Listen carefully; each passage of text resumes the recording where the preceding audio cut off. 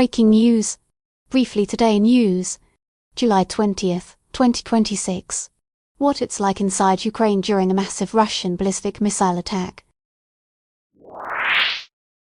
Russia launches one of its heaviest missile attacks on Kyiv, causing significant damage and civilian casualties.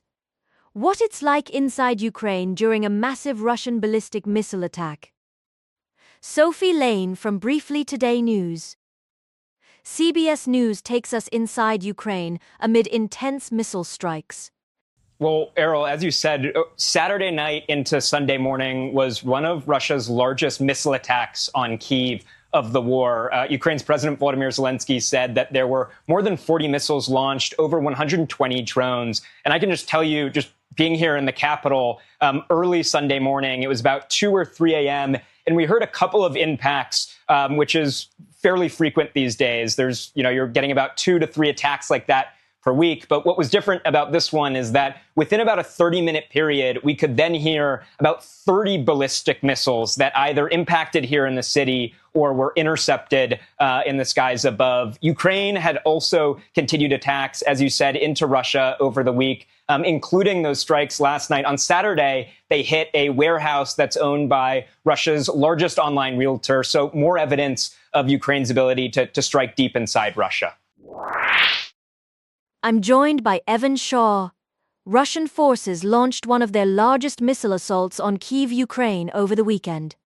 Yes, good morning, Sophie.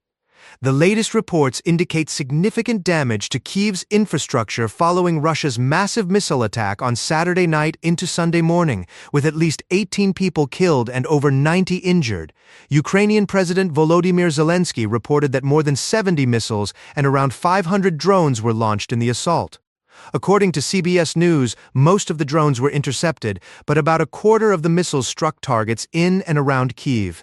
This attack highlights the ongoing intensity of Russia's military campaign against Ukraine, with civilians bearing the brunt of the conflict. Additionally, at least 4 people died in an attack on Kharkiv in northeastern Ukraine, which is closer to the front lines. As a result, concerns are growing about long-term effects on Kyiv and the effectiveness of Ukrainian counterattacks using mid-range drones. Back to you. Thanks, Evan. With significant damage reported and rescue efforts ongoing, we await more details on critical infrastructure impacts in Kyiv. You've been watching Briefly Today News. Follow for the next brief.